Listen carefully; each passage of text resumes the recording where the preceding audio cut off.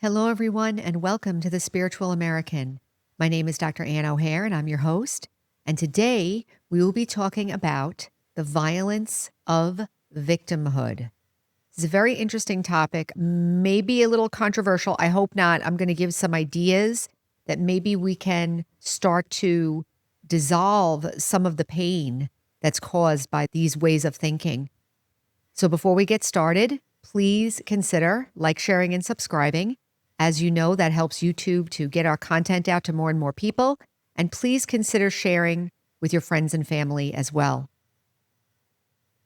So the violence of victimhood. So the first thing that I'd like to say is that what's helpful, very helpful, is that we are able to, with understanding, separate things that happen from how we think about it.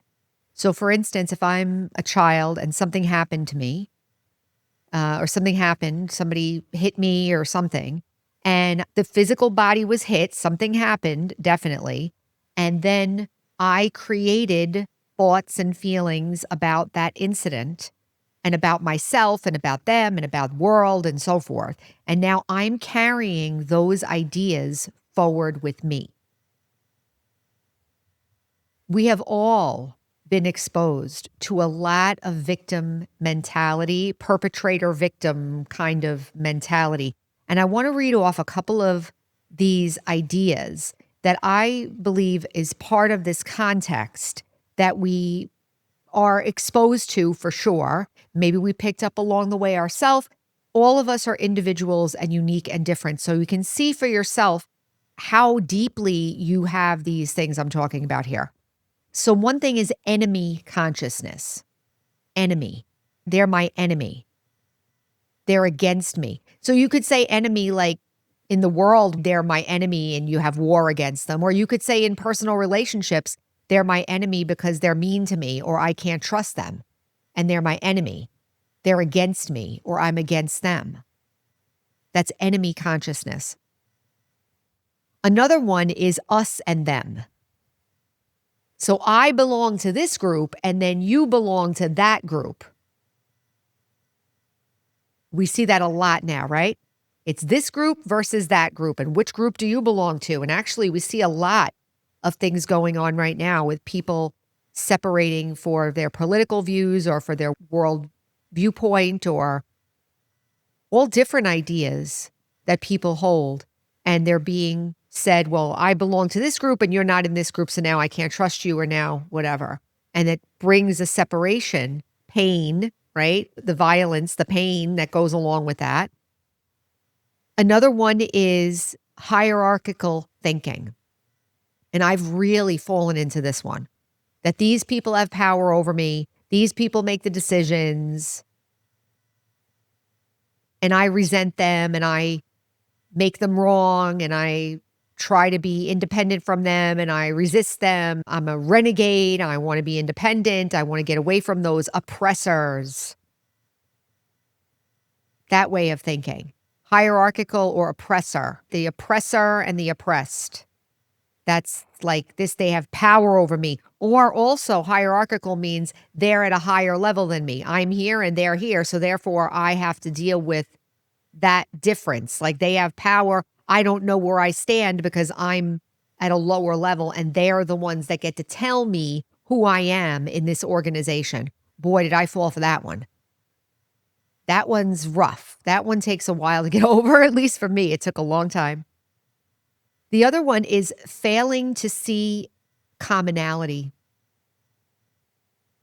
or failing to be open to commonality. Sometimes we feel like it's a fear-based. This whole thing is a fear-based phenomenon. We're connected to whatever we think is right. So I have identified that I believe in this, and this is who I am, and this is what I understand, and this is how the world is. And I find other people that believe the same thing, and I feel connected to them, and I feel comfortable with them. Then there are other people that don't feel the same way. And so I automatically feel uncomfortable. And in that discomfort, I find that we're not able to try to bridge the difference. We don't look for commonality. We don't look for a way to stay connected. We just stay disconnected. And victimhood, where does victimhood come in with that one? It's like, I feel like their presence is even bothering me. I want to be in my comfortable zone with people who think like me. This is hard nowadays. I have to tell you, I don't know if it's the timing, the times, or if it's the way the media has been. I'm not sure what has happened. I mean, in spirituality, in the Brahma Kumaris, we talk about, the stage the world is in right now, that we're like in a weakened state. So maybe years ago, maybe that would have been a priority, like to stay connected, to make common ground. But now in a weakened state, we're not able to do it. Or maybe we don't want to do it. Maybe we're just more comfortable being angry. But the truth is, when we're angry, we're not really comfortable. We're just afraid, right? So we're afraid. So I wrote here also the idea of justice, of right and wrong, of good and evil. Like all of those ideas, we've been brought up with them and they feel so real to us.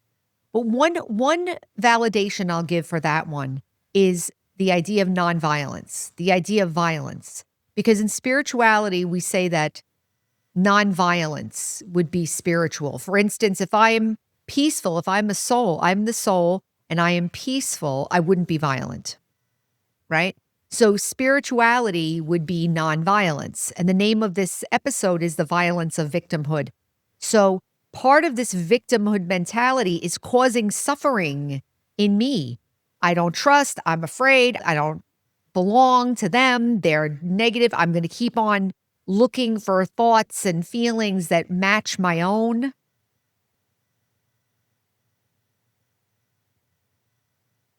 I know I've done that.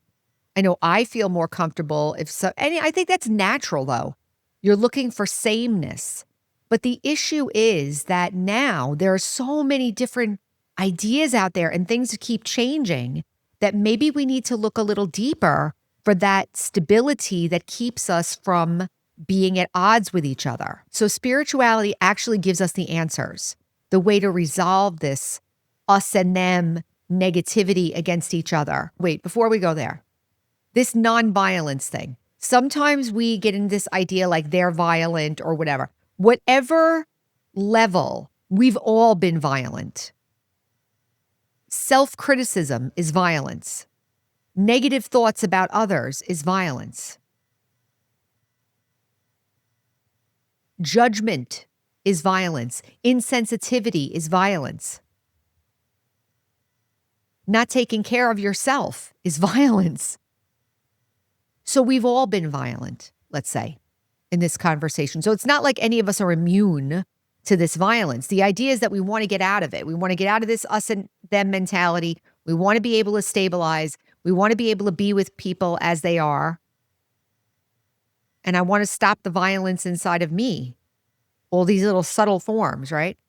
So the resolution is spiritual. The resolution, number one, we're all souls. So that is one point of knowledge that I can use to level the playing field. We're all souls and we're all playing our parts. Whatever the part looks like. Whatever it looks like. That soul is playing their part. That soul is playing their part. I'm a soul and I'm playing my part.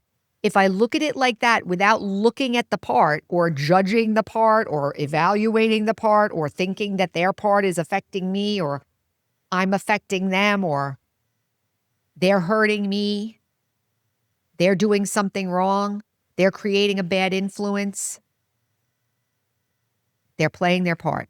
They're souls and they're playing their part. This starts to bring the chance of understanding. In the last episode, I was talking about looking at the past, present, and future of things. I don't advocate for going too much into the psychology of others, right? But if we look at it like a principle, everybody is acting based on what they understand to be right or understand to be true or what they believe in. Every single one is doing that. And whatever we think about it.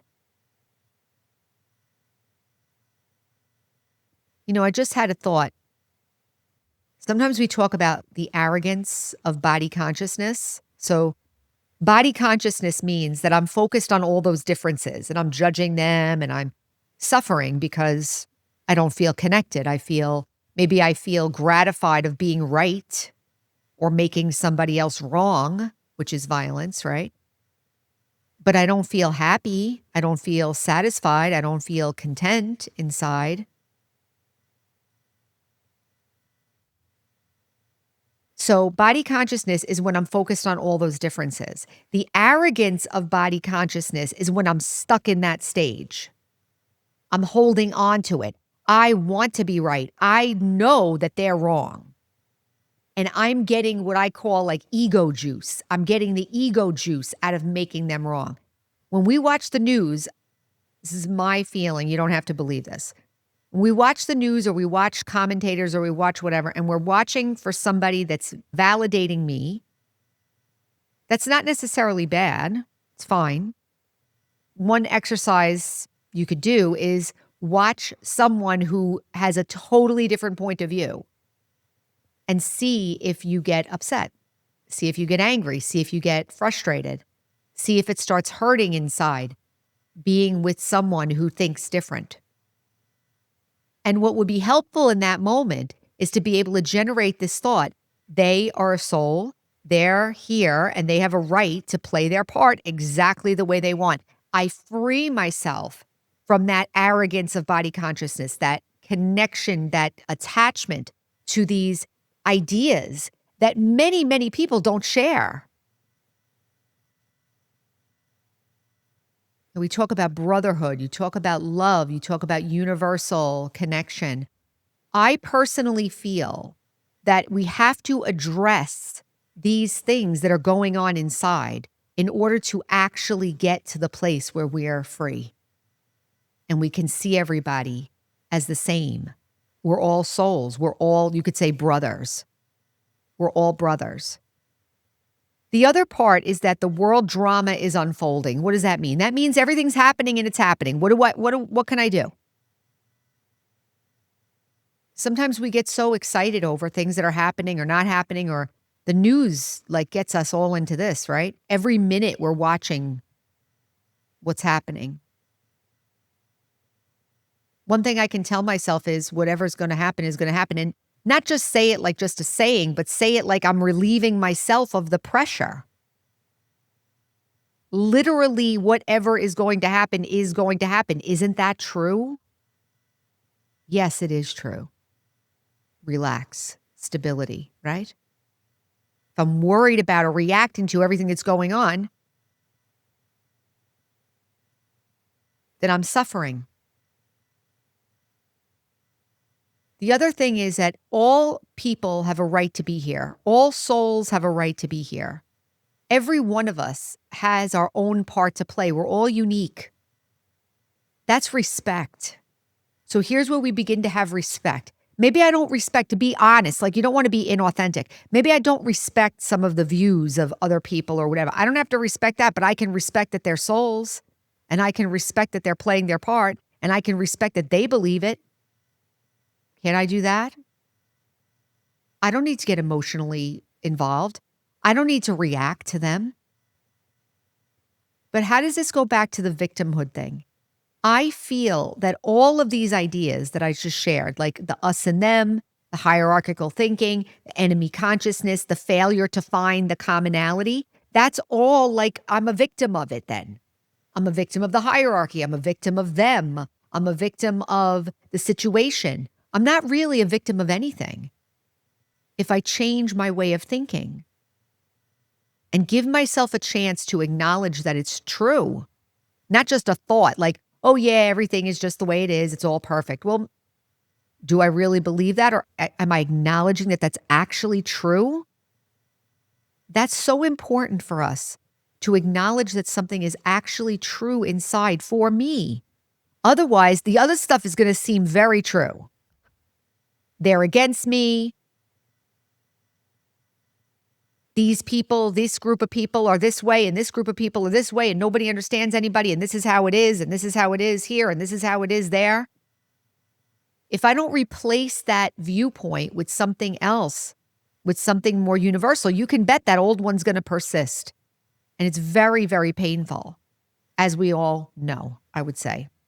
Finally, the arrogance of body consciousness. I just wrote here, just because I think it and I think that it's right doesn't mean that it's true. Just because I think it and I think that it's right doesn't mean that it's true.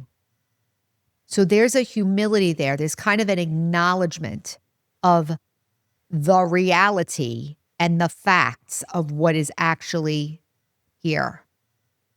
We're souls. We're playing our parts. Everyone is unique. Maybe this one has this thought, that thought, this behavior, or whatever. That's not to say, obviously, I have to say this. Of course, we have to take care of ourselves. Of course, we're using common sense. Of course, we're not going to let somebody abuse us. Of course, we're going to protect ourselves. Of course. I'm talking about the way we see the world. Can I begin to generate these spiritual thoughts and spiritual laws and start to think about it and validate it as true? It's going to help me a lot to remain stable and stop generating those sorrow-producing thoughts and perceptions. So I'll leave it there. I hope that's given you something to think about. Maybe reflect on some of these things. Enemy consciousness, hierarchical thinking, us and them, and failure to see the commonality. See if I do those things. Where am I like that? And see how it feels when I'm like that. I'm going to assert that it always hurts. Anything that separates us from the world hurts. There is an alternative.